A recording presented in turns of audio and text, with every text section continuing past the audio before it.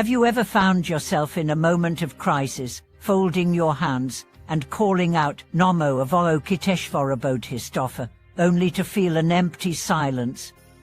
Have you often recited the sacred name quietly, but failed to sense the compassionate support?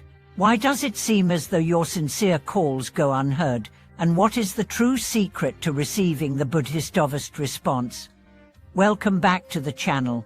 Today, we reveal a crucial yet often misunderstood topic of practice: how to truly recite Avalokiteshvara Bodhisattva's name and attain real spiritual connection. We will begin by interpreting the profound teaching in the Universal Gate chapter of the Lotus Sutra. If there are countless beings suffering in myriad ways, upon hearing the name of Avalokiteshvara Bodhisattva and sincerely calling it, Avalokiteshvara immediately perceives their cries and rescues them. This scripture assures us that the Bodhisattva's response is as swift as lightning. So why do we sometimes feel no response? The answer lies in the harmony between listening with the ears and observing with the heart. According to Master Myollyon, if recitation is merely verbal without heartfelt sincerity, remorse and bodhicitta, how can Avalokiteshvara hear? Our discussion will focus on three key points. First, proper body and mind alignment before reciting. Straighten your posture, purify your environment, and cultivate deep sincerity and remorse in your heart. Only then can the door to spiritual response open. Second, one-pointed recitation. This means not only accurately uttering the name but integrating ear listening and heart observation. While chanting, listen attentively to the sacred sounds reverberating in your ears and visualize Avalokiteshvara's compassionate face simultaneously. Only when these three operate together can true communion be achieved. Third, generate great compassion. Asking Avalokiteshvara for relief from suffering requires that we first cultivate bodhicitta, the heartfelt intention to benefit all beings. Only accompanied by generosity, compassion, and virtuous conduct can Avalokiteshvara's blessings flow uninterrupted. We will share many true practice stories, classic examples, and modern meditation techniques to help you implement ear listening and heart observing in daily life, whether in the kitchen, office, or street. This way, a Namo Avalokiteshvara Bodhisattva transforms from an external mantra to a guiding light within your heart. Let us begin with a story. A lay practitioner once faced a family member's severe illness and was anxious beyond measure. Late at night, he held his prayer beads, reciting the Namo Avalokiteshvara Bodhisattva, but his mind was filled with hospital worries and fear. After 100 chants, he found no peace. Then Master Myollyon instructed him to first examine his heart. I now pray for my family member's healing. Though results seem uncertain and painful, I vow sincere compassion and request Avalokiteshvara's mercy.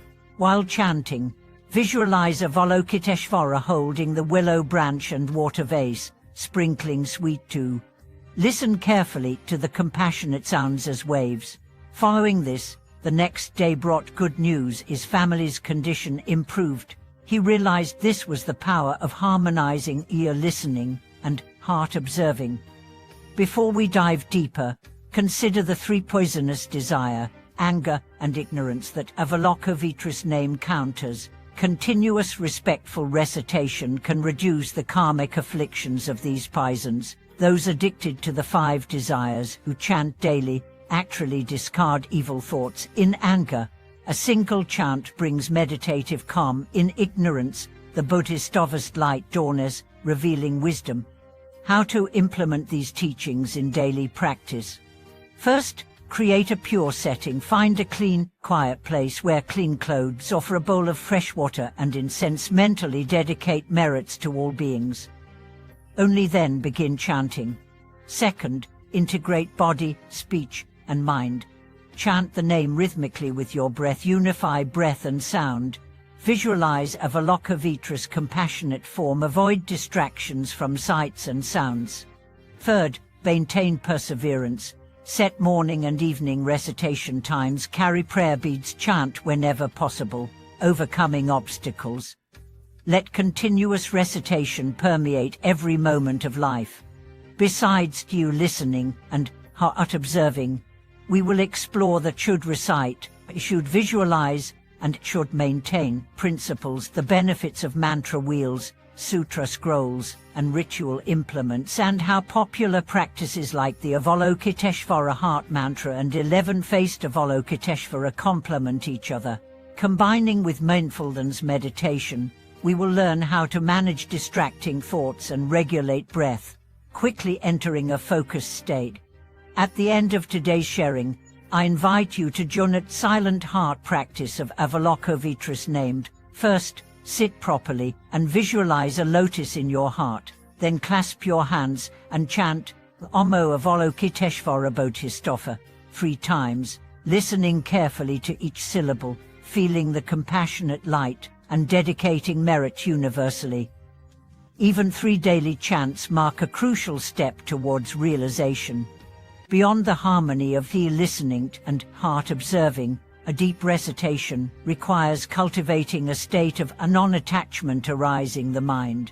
We often mistake chanting Avalokiteshvara's name as merely correct verbalization.